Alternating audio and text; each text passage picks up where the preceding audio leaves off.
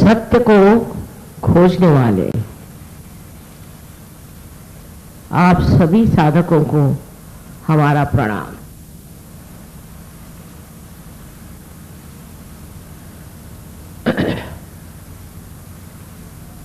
सर्वप्रथम ये जान लेना चाहिए कि सत्य की अनेक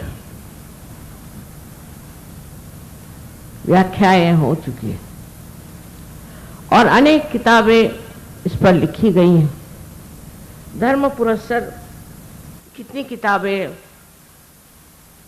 कितने प्रवचन, कितने भजन, कितनी भक्ति आपके सामने है। आज विशेषकर तेग बहादुर गुरु जी का विशेष दिवस है। उन्होंने भी कहा है कि परमात्मा की भक्ति करो। परमात्मा की भक्ति से आप प्राप्त कर सकते हैं अपने अंदर के संतुलन को, अपने अंदर की शांति को, और जो कुछ भी आपके अंदर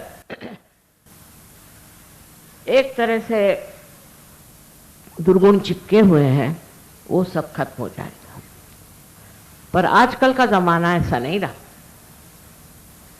आजकल के ज़माने के लोग कोई विशेष, एक इधर तो वो बहुत साधक हैं, खोज रहे हैं, सत्य को पाना चाहते हैं, और दूसरी तरफ ऐसे लोग हैं कि जिनको किसी भी चीज़ का डर ही नहीं लगता, न तो परमात्मा का डर लगता है। उनसे बताया जाए कि ऐसे गलत काम करने से तुम्हें नरक प्राप्त होगा, वो इस चीज़ को नहीं मानते। ये कहा जाता है कि 7 जन्म तक मनुष्य इस पाप को लेकर के न जाने कितने तो भी हर तरह के दुख दर्द से गुजरता है।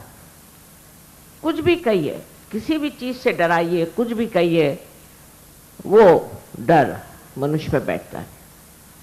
से अजीब पत्थर जैसे लोग हो गए। अब हत्या करना तो महापाप है, फिर मानव की हत्या इतनी बुरी तरह से करना, छोटे बच्चों को मारना तो बहुत ही महान पाप है। लेकिन पाप की भावना ही जब खत्म हो गई और कोई पाप पुण्य को मानता ही नहीं, और मैं ही सब कुछ हूँ, जो करूँगा सो ठीक, और वो भी सिर्फ पैसों के लिए, जिसकी चाहे उसकी हत्या कर सकता हूँ। ये जो स्थिति आज कलयुग की है, ऐसी कभी नहीं थी। हालांकि सब लोग ऐसे नहीं, बहुत से लोग बहुत ही धार्मिक हैं, बहुत अच्छे हैं और मानते हैं कि पाप नहीं करना चाहिए। इतना ही नहीं करते। लेकिन ऐसे लोग जो आतताई लोग हैं, जो उग्रवादी हैं, उनके पीड़न से, उनकी तकलीफों से आज त्रस्त है।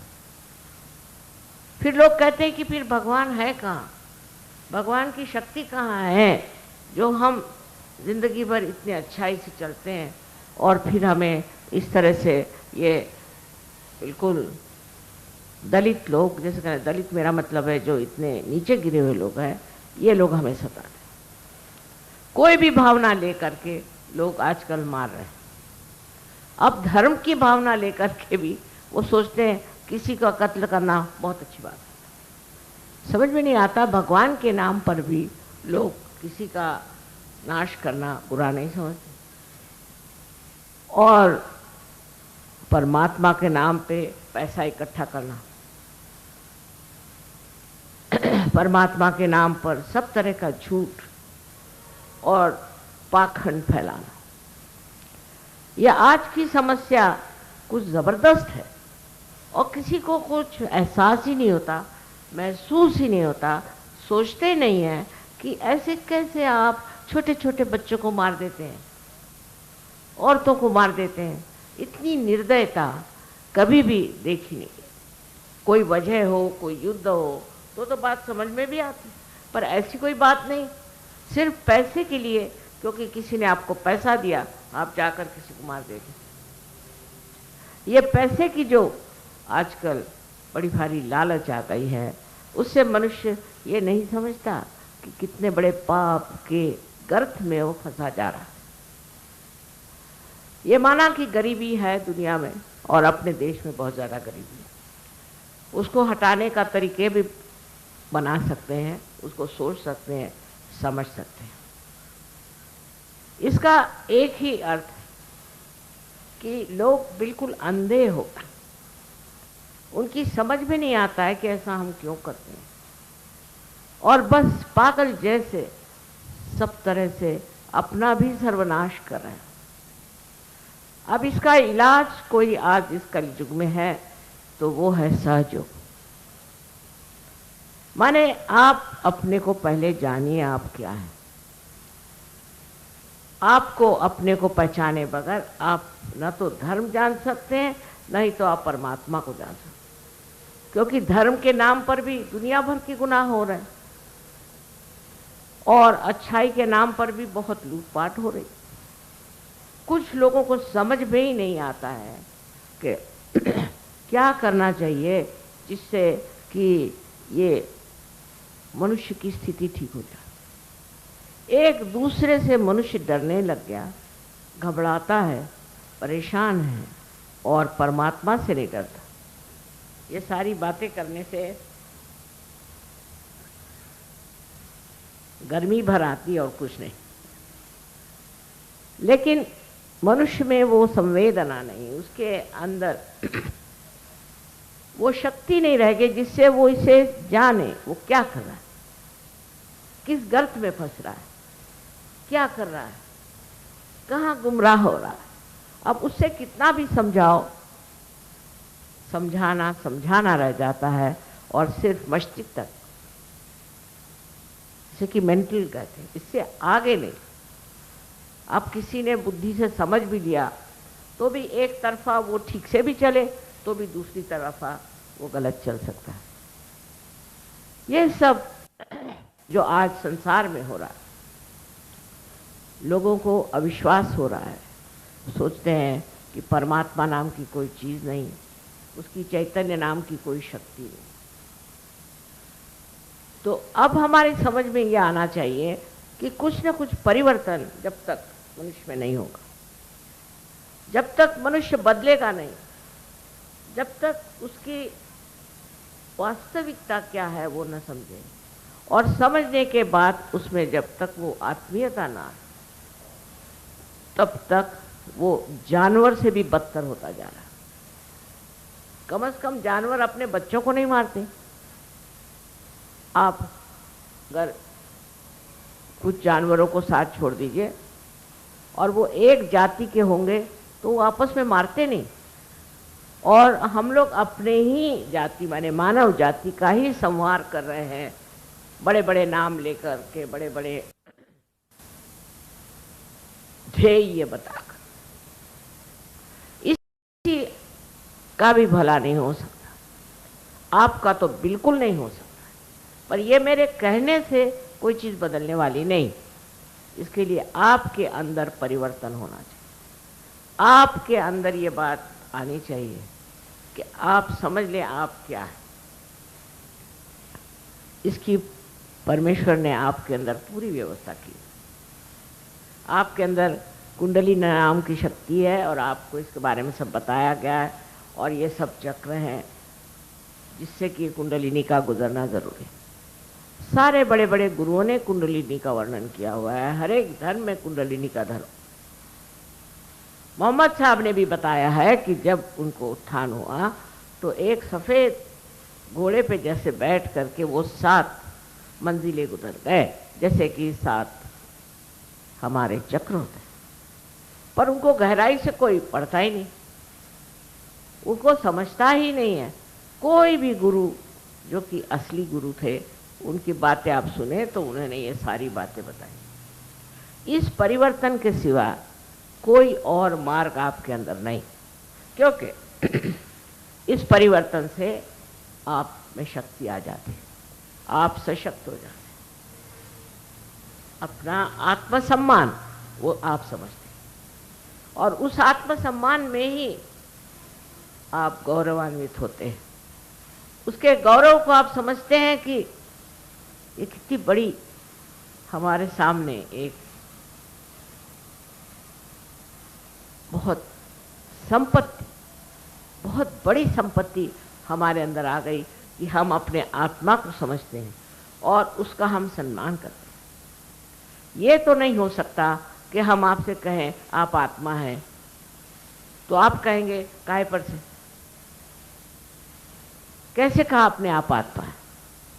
इसको सिद्ध करना होगा और यही सिद्धता आप सहयोग में पाते हैं। दूसरी बात समझने की है कि ये आपके अंदर, सबके अंदर ये शक्ति है।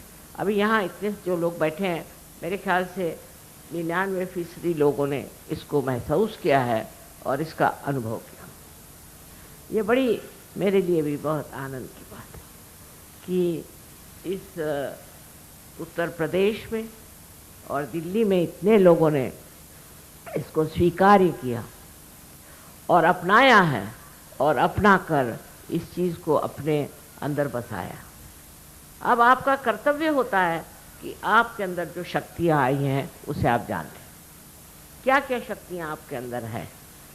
पहली तो शक्ति आपके अंदर ये है कि आप स्वयं दूसरों को जागरूक कर सकते हैं। दूसरी शक्ति आपके अंदर ये आएगी कि ये दुनिया भर की जो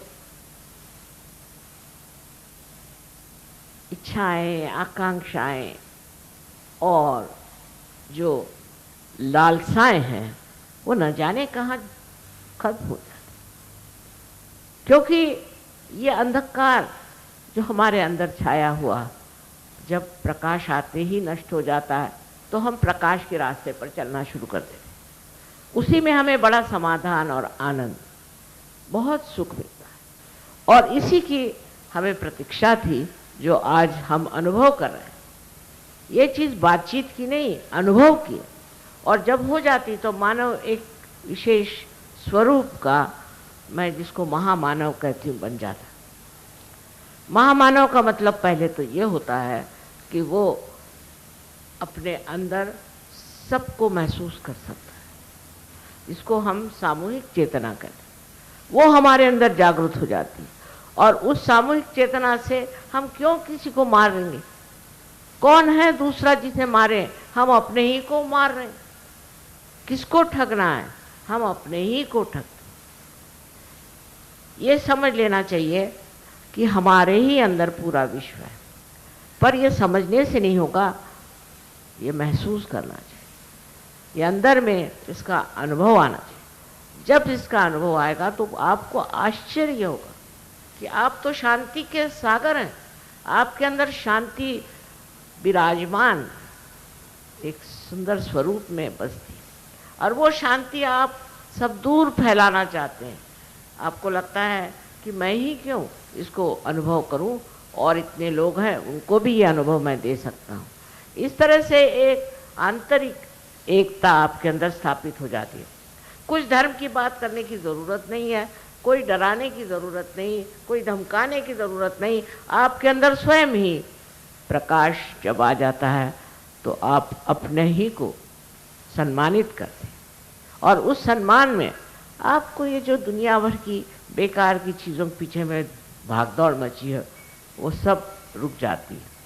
जैसे अभी हम आ रहे थे, देखते हैं रास्ते में मोटरों पे मोटरें और ये चला जा रहा वो जा रहा है। एक क्षण भर रुक कर आप देखें तो लगेगा कहाँ जा रहे हैं पागल जैसे, उल्टी तरफ कहाँ जा रहे हैं, क्या करने जा रहे हैं, क्या मिलने वाला है इनको। यही आपकी दशा हो जाएगी और फिर आप खुद खड़े हो जाएंगे और रोकेंगे कि भाई रास्ता उधर नहीं इधर। ये जो एक आपकी अंदर शक्ति बसी हुई है, ये आज जगाने की शक्ति आपके अंदर है, फिर अपने को शुद्ध करने की आपके अंदर शक्ति है। रास्ते से पढ़ते आ रही हूँ कि स्वच्छ दिल्ली, स्वच्छ कैसे होगा? स्व, स्व माने आप, स्वयं आत्मा, इसी से हो सकता है। ऐसे बाहरी स्वच्छता से क्या फायदा है? अंदर की जब स्वच्छता हो जाएगी तो आप जानिएगा कि आप क्या हैं, आपके अंदर कितने सद्गुण हैं, कितने आपके अंदर प्रेम के प्रवाह बह रहे हैं, इतने आनंद की सृष्टि आपके अंदर हो सकती है। और ये आपके इतने लोगों ने आपने अनुभव किया है, कोई मैं नई बात नहीं बता रही, पर अब उसको बढ़ाना है और दूसरों को देना है। मुझे पता हुआ कि बहुत जगह से लोग यहाँ आए हैं, बाहर से, प्रदेश से भी आए, पर आप लोग भी आसपास के उत्तर प्रदेश के लोग और दिल्ली के इतने लोग यहाँ पर आए हुए हैं। अब आप सोच लीजिए कि आप सब एक हैं। ये भावना जो है कि हम सब एक है, ये सिर्फ दिमागी जमा खर्च नहीं है, ये अंदरूनी अंदर से आपको एहसास हो कि हम सब वास्तव में एक ही सागर के अनेक लहरें जैसी बहती हैं, ऐसे ही आडोलित हो रहे हैं हम, वही आंदोलन चल रहा है। और जब इस चीज़ को आप ठीक से पा लीजिएगा, इसके अंदर आप ठीक से उतर जाइएगा, तो न जाने एक आदमी कितने लोगों की ज़िंदगी बदल सकता है। इसी तरह से ये सहयोग फैलने वाला है, लेकिन इसके साथ प्रताड़ना नहीं कर सकते हम, इसको आप दगा नहीं दे सकते हैं। बहुत से लोग हैं हमको ठगते हैं, पैसा ले जाते हैं, जान दो। ऐसे जो लोग हैं जो गलत काम करते हैं उनको करने दो। अब आपको चाहिए कि आप क्या है, आपकी शक्ति क्या है और आप इसको इस्तेमाल क्या कर रहे हैं। एक गुरु आए, एक ही उन्होंने दुनिया बदल दी, उन्होंने इतना कुछ कर दिया, इतना कुछ लिख दिया, इतना कुछ बोल गए। और हम लोग तो हजारों हैं, हजारों में हजारों हैं, हर जगह फैले हुए, और हम लोग सब एक। पहले बेचारे एक एक गुरु होते थे, एक एक साधु होते थे, सूफी होते थे, और उनको सब लोग सताते थे, उनको छलते थे। आज ऐसी बात नहीं, आज हम सब एक हैं, किसी भी जाति के हम। आप हिंदू जिसमें पैदा हो, मुसलमान में पैदा हुए, क्रिश्चियन में पैदा हुए, इससे फ़र्क नहीं पड़ता। आप इस देश में पैदा हुए या परदेश में पैदा हुए, इससे भी फ़र्क नहीं पड़ता। आपकी एकता आप महसूस करिएगा, चाहे आप जहाँ जाए। अब इसमें यह है कि ये चीज़ एक अनुभव है, माने आपको कुछ होना है, आपको कुछ बनना है। सहयोग में ऐसा नहीं कि आपने 10 पैसे दिए और आप मेंबर हो गए, वैसे नहीं हो सकता। आपको बनना है, और वो बनना आपके लिए बहुत आसान है। उसमें पैसे से का तो सवाल ही नहीं उठता, भगवान को पैसा मालूम नहीं क्या चीज़ है, लेकिन आप भी समझ जाएंगे कि ये बनना जो है कठिन है। अपने आप सब चीज़ घटित होती है, अपने आप सब अच्छा ही हमारे अंदर उतरती है और हमें प्रकाशित करती। सो ये क्या बात, ये किस तरह से हो रहा है? क्योंकि जब आपकी कुंडलिनी जागृत होती है तो आपका संबंध चारों तरफ फैली हुई इस विश्व की चैतन्य शक्ति से आप एकाकारिता प्राप्त करते हैं। उस एकाकारिता से आप स्वयं, जैसे कि अब ये बिजली है, देखिए चारों तरफ है, इतनी बिजली है, इसका संबंध उस शक्ति से है जहाँ से ये बिजली आ रही है। इसी प्रकार आपका भी संबंध उससे हो जाता है, और होने के बाद फिर आप देखते हैं कि आपका हर एक काम सुलझ जाता है, हर एक चीज़ ठीक हो जाती है। कोई गड़बड़ भी करे वो भी ठीक हो जाता है। अब ये मैं जो कह रही हूँ ये कोई झूठी बात नहीं, आप इसका प्रत्यय लीजिए, इसका आप अनुभव करें, और अनुभव के बाद आपको लगता है कि मैं क्यों परेशान हूँ, सब चीज़ तो ठीक हो गई, मैं क्यों परेशान हूँ, मैं किस चीज़ के लिए परेशान हूँ। हर चीज़ की एक हद होती है, और जब वो हद से गुजर गई तो देखते हैं आपके हैरान हैं, सब चीज़ सामने, सब चीज़ ठीक हो गई, सब मामला बन गया। ये आप लोगों का अनुभव है, और ये अनुभव आप चारों तरफ फैलाइए, क्योंकि आज जो है अपना देश ऐसी कगार पर पड़ा हुआ है कि न जाने कब लुढ़क जाए। इसलिए आप लोगों को इसकी धुरी संभालनी, आपको रोकना है, आप ही इसके संभालने वाले सत्व हैं। ये नहीं है कि हम सहयोगी हो गए और बस हो गया, इस देश की जो प्रज्ञा बिगड़ गई है, इसके जो हालात बिगड़ गए, इसमें सब एकजुट हो करके आपको रोकना है। और आपके अंदर यह आशीर्वाद है कि आप हर तरह की शक्ति को प्राप्त करें। आज हमारे यहाँ इतने बड़े बड़े गुरु हो गए, इतने बड़े बड़े अवतरण हो गए, लेकिन वो सारे अवतरण आज आपके अंदर दृश्यमान होना चाहिए, लोगों को दिखाई देना चाहिए और उनको लगना चाहिए कि ये कोई चीज़ आई है, ये कोई विशेष चीज़ है, ये ऐसे वैसे आदमी नहीं है जो बेवकूफ़ी में आ जाए। ये सिर्फ बेवकूफ़ी की बात नहीं है, न जाने किस वजह से हमारे अंदर इतनी क्रूरता और इतनी गिरी हुई बातों का समन्वय हो गया। ये सिर्फ पैसे के लिए हो तो भी समझ में आता है, पर उसके अलावा ये किसी तरह के राक्षसी प्रवृत्ति से कार्य होता है। और ये राक्षसी प्रवृत्ति आज संसार में बहुत बढ़ गई है। पहले एक ही रावण था, लेकिन आज मैं देखती हूँ कि हर 10 आदमी के बाद एक रावण खड़ा हो। पर बाकी के 10 अगर सहज हो गए तो वो उस रावण को पूरी तरह से नष्ट कर सकते। उसकी नष्टता का मतलब है कि उसका जागरण करें। उसकी नष्टता नहीं कि उसके 10 सर उतारें, ये उसको आपको जागरूक करना है और उसको जागरूक करके और उसको ये आनंद का अनुभव देना। सहज का रास्ता प्रेम का, सिर्फ प्रेम, और प्रेम ही सत्य। सत्य और प्रेम में कोई भी अंतर नहीं। अगर आप किसी को प्यार करते हैं तो उसके बारे में सब जानते हैं। इस प्रेम की शक्ति को आपको इस्तेमाल करना है। लोग समझते ही नहीं है कि ये जो चैतन्य सृष्टि है, ये सब हमारे अंदर प्रेम की वर्षा करता है, इसमें से प्रेम बहता है। और ये प्रेम जो है ये सारे संसार में ऐसा छा जाएगा एक दिन कि आप आश्चर्य करेंगे कि संसार क्या था और क्या नहीं। आप ही के आयुष्य में होगा, आप ही की जिंदगी में ये बात होगा और आप देखकर हैरान होंगे कि ये दुनिया आपने बदल दी, कहाँ से कहाँ पहुँचा।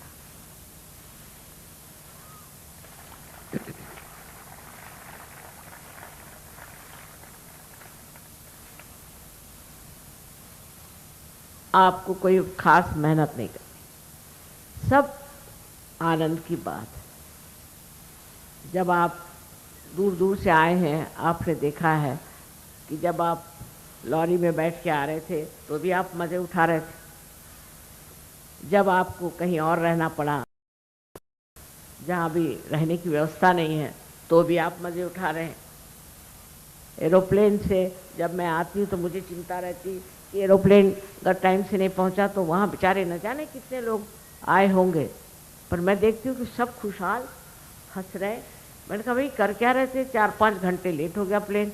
कहले माँ इतना मज़ा आया, ऐसे तो कहीं भी नहीं। ये समझने की बात कि इंतज़ार में लोग परेशान रहते हैं, लेकिन यहाँ इंतज़ार में ही लोगों ने मज़ा उठाया और देखा। ये सारी सुंदर अप्रतिम इस तरह की सारी कुछ ज़िंदगी आपके सामने है। बस आपको इसमें उतरना है, प्रयत्नशील होकर के उतरना है, ध्यान से इसमें उतरना है और इसको प्राप्त करना है। ये काम बुद्धि से नहीं जाना जा सकता, नहीं ये काम कोई मेहनत करने की ज़रूरत कि आप सर के बल खड़े हो जाइए, कुछ नहीं। बस आप इसमें घुलते जाइए और इसमें पिघलते जाइए। इस प्यार की जो महानता है वो ये है कि आपको कोई कष्ट नहीं होता। आपके सारे कष्ट जो है वो पता नहीं कहाँ नष्ट हो जाते हैं, और जो आपके अंदर जो एक नया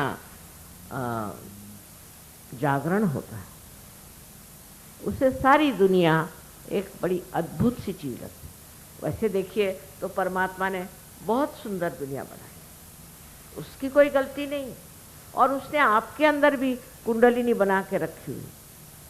वो भी चाहता है कि आप अपने जागरण को प्राप्त करें और इसमें उतरें, पर आप छोटी छोटी चीज़ें में उलझे हुए हैं। बेकार की बात, जैसे कि कोई कहेगा साहब मैं तो ईसाई हूँ, मैं तो नहीं मानता, मैं फलाना हूँ, मैं तो नहीं मानता। अरे नहीं मानने से क्या फ़ायदा है?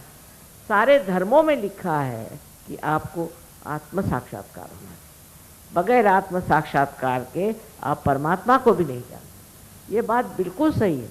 और जब तक आप इसको प्राप्त नहीं करते आप बेचैन रहें, आप परेशान रहें, आप तकलीफ में रहें। और जैसे ही ये प्यार का सागर उमड़ता हुआ आपको अंदर खींच लेगा, आप सोचेंगे पता नहीं ये कैसे। बहुत से सहयोगी ने मुझसे कहा माँ हमारे पूर्व जन्म के क्या कर्म बहुत अच्छे थे कि हमें ये चीज़ प्राप्त हो गई। मैंने कहा पूर्व जन्म की बात ही नहीं करो, अभी इसी जन्म की बात करो। इसी जन्म में आपका परिवर्तन हो गया है और इस परिवर्तन को स्वीकार्य सर आँखों पे, और इसकी वजह से जो जो कार्य हो सकता है उसे बहुत प्रेम से करें। कोई आदमी खराब हो सकता है, सहयोग में ऐसे लोग घुस आते हैं, कुछ अर्ज उससे आपका कुछ लेना देना नहीं होता। आपका लेना देना परमात्मा से, इस परम चैतन्य से। और इतना सुघड़, इतना शास्त्रीय और कोई सा भी मार्ग नहीं, क्योंकि पहले जो बेचारे हो गए, अवतरण हो गए, गुरु हो गए, ये है वो एक तो आप लोगों को जागृति नहीं दे पाए, और दूसरी बात ये भी है कि उनको समझना आप लोगों के बस का नहीं था। ये सर्वसाधारण बुद्धि तक पहुंचने वाली बहुत ही सादी कृति है कि कुंडलिनी का जागरण कर। इसके लिए कोई ज़रूरी नहीं कि कोई जाति पाति कुछ, ये सब व्यर्थ की बातें, व्यर्थ के विद्रोह है। आपस में जो रिश्तेदारी है, प्यार है, वो दूसरी तरह से समझना चाहिए कि जिसमें कोई लोभ नहीं है, कोई मोह नहीं है, कोई मत्सर नहीं है, सिर्फ प्यार ही प्यार। ऐसी रिश्तेदारी आपस में हो जाती है सहयोग में। और अगर कुछ कमी रह जाती तो उसको भी आप ध्यान से साफ कर सकते। ऐसे सुंदरतम महान जीवन के आप अधिकारी हैं और उसे प्राप्त करना है। ये भारतवर्ष योग भूमि है। यहाँ कुछ भी होने दीजिए, बेकार की चीज़ें होती रहती हैं, पर यह योग भूमि है।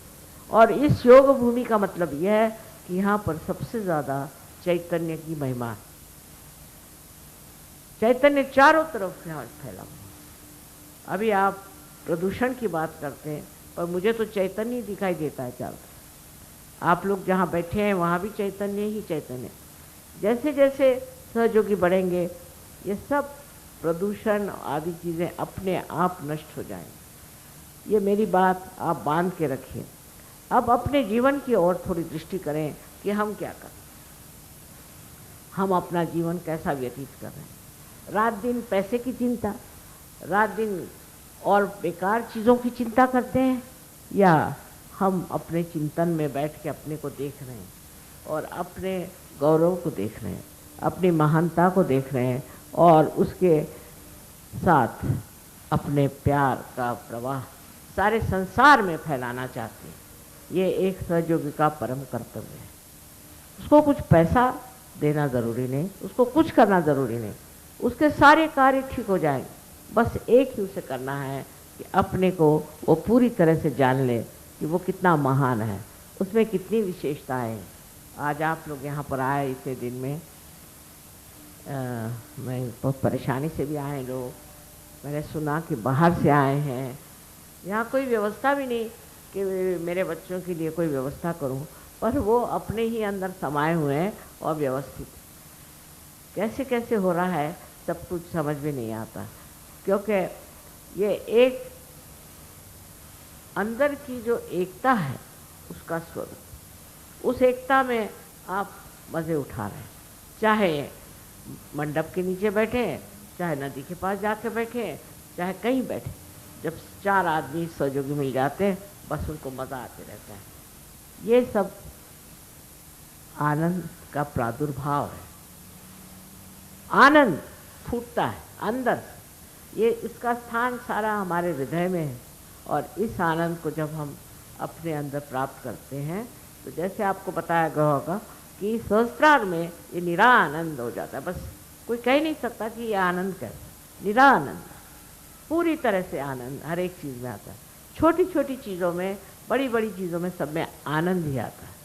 और जब आपकी दृष्टि किसी ऐसी चीज़ पर जाएगी जो गलत है, जिससे समाज की हानि हो रही, जिससे लोगों को दुख हो रहा है, तो आपको आश्चर्य होगा कि आपका जो चित्त है वो कार्यान्वित होता है, और वो कार्यान्वित हो करके और ये सब चीज़ों को खत्म कर सकता है।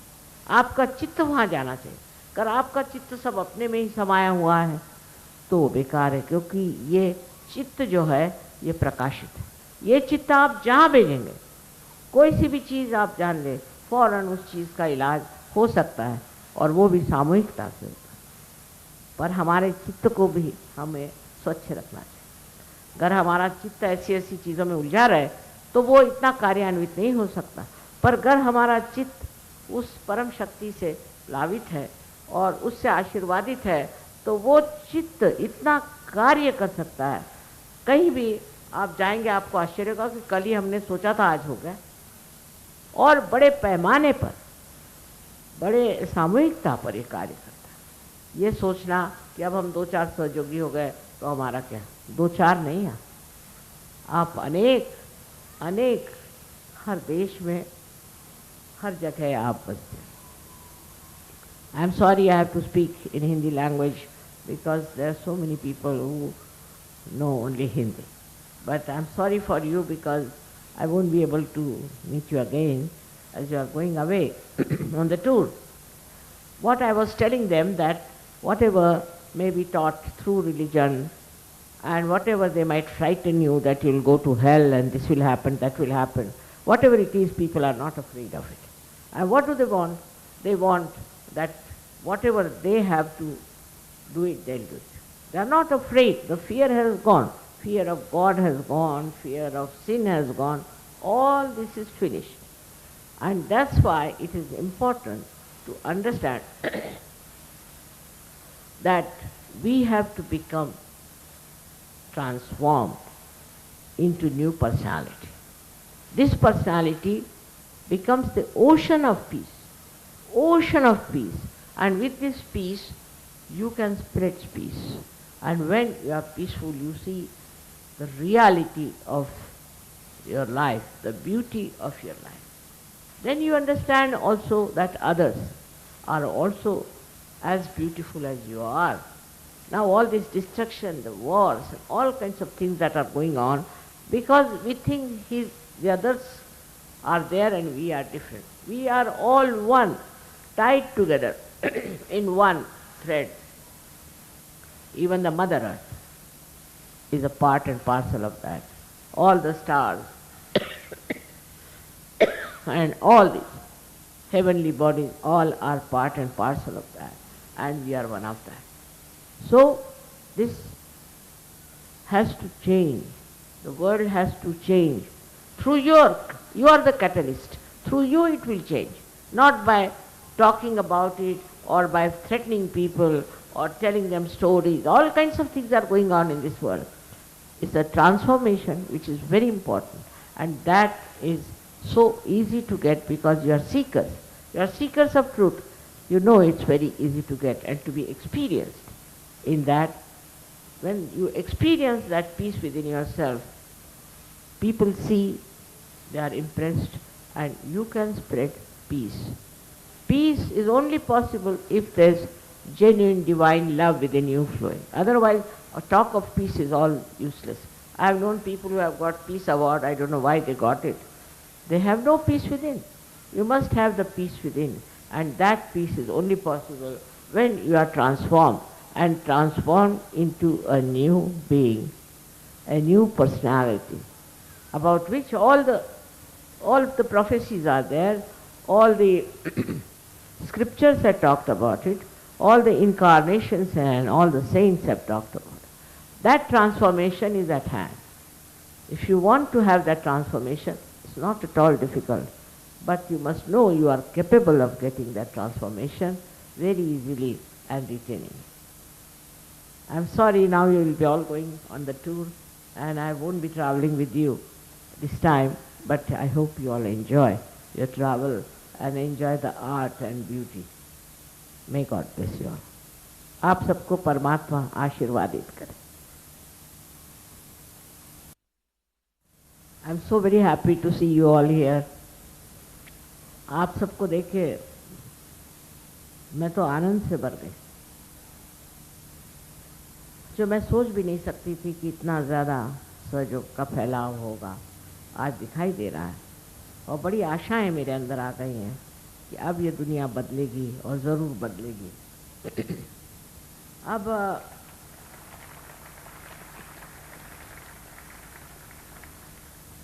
आज के लिए एक कार्यक्रम छोटा सा है कि आप लोगों की जागृति करना।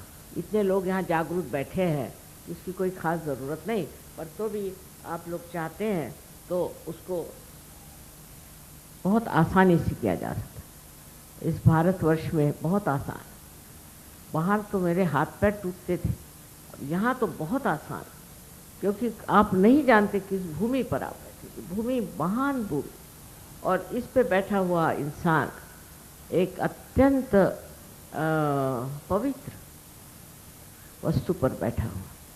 ये अपना देश बहुत पवित्र है, और इसमें जो पवित्र और धार्मिक शक्तियां हैं वो आपकी मदद करते हैं। आप नहीं जानते कि हिंदुस्तान के आदमी कुछ भी कहिए, कुछ तो बहुत ही खराब हो गए हैं, सड़ गए हैं, लेकिन एक विशेष रूप से धार्मिक। और इसलिए मैंने देखा है कि यहाँ हजारों लोग हों, फट से पार हो जाते हैं, पर उसमें उतरने की क्षमता कम है। अब जैसे ये परदेसी लोग हैं, इनको टाइम लगता है, इन्होंने कभी सुना भी नहीं था कि ऐसा कुछ हो सकता है, इनको समय लगता है पार होने में, पर ऐसे जमते हैं ये लोग कि एक एक हीरा बन के रहे। वही सब आप में होना चाहिए। आधा अधूरापन जो है ये ठीक है।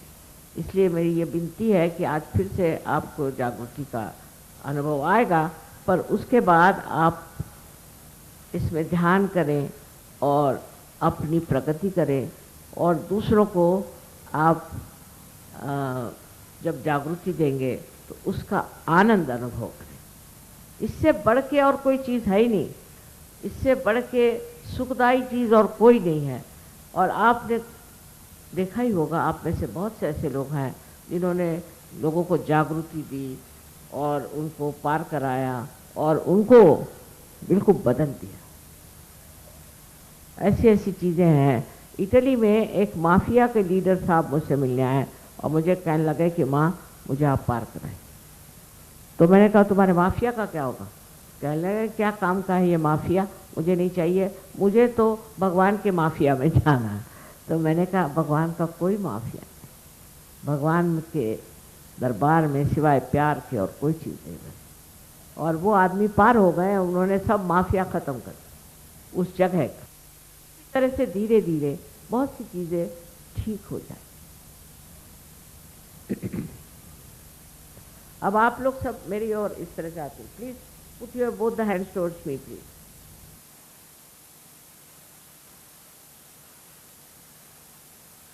दोनों हाथ मेरी ओर ऐसे सीधे।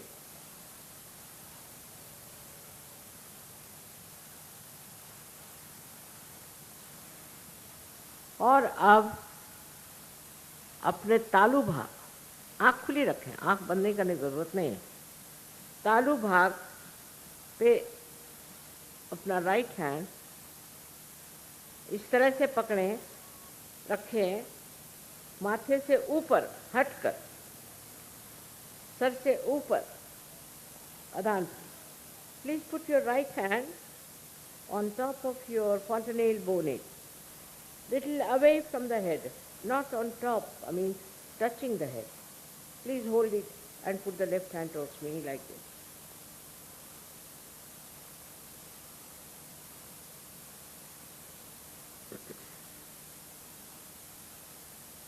You can feel the cool or a hot breeze coming out of your fontanelle bone area. Maybe cool or hot. If you are overactive, if you think too much, it will be hot. But just see there will be a cool breeze coming out of your fontanelle body. Now, please put your right hand towards me and bend your head and see for yourself if there is a cool or a hot breeze coming out of your fontanelle bone area.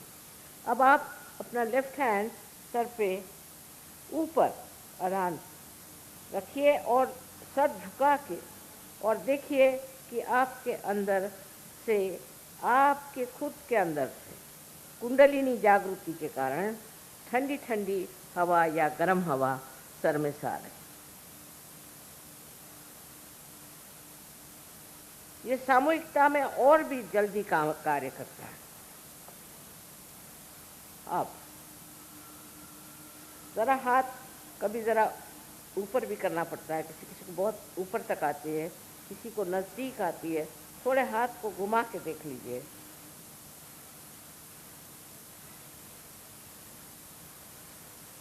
अब left hand मेरी ओर करें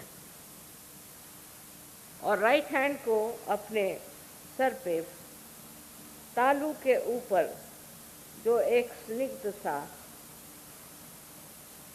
हिस्सा था जब आप बच्चे थे, उसके ऊपर राइट हैंड को पकड़ो। Now please put your left hand towards me and put the right hand on top of your fontanelle bone area, which was a soft bone in your childhood. Try to see if there's a cool or a hot breeze coming in.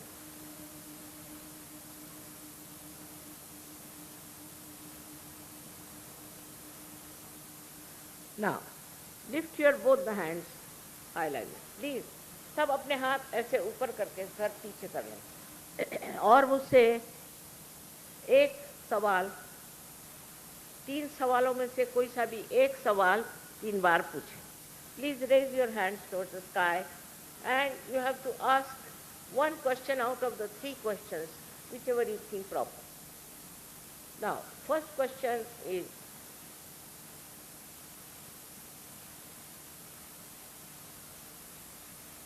ये क्या आदि शक्ति की शक्ति है? This is the cool breeze of the Holy Ghost. Ask this question. क्या माँ ये परम चैतन्य है? Please ask the question, is it param chaitanya, the all-pervading power of divine love? You can ask the question, is it Ru? Mother, is it Ru? As described in Quran. Ask any one of these questions 3 times. इसमें से कोई सा भी एक प्रश्न 3 बार पूछिए। हाथ ऊपर करिए और सर पीछे करिए। अब हाथ नीचे कर लीजिए। फिर से ही दोनों हाथ मेरी ओर करें।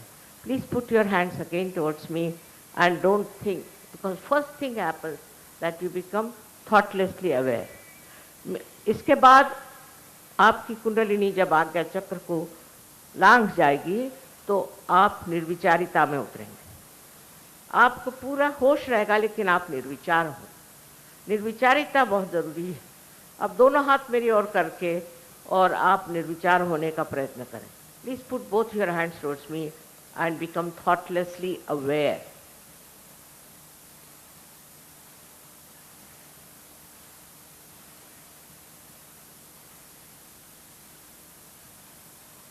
Now see if there is cool or hot breeze coming on your hands or on your fingertips or out of your fontanelle bone area.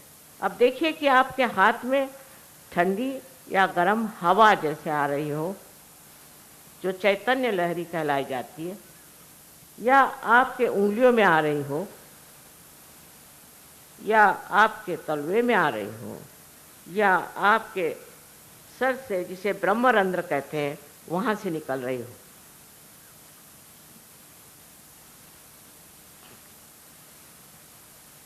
अब आप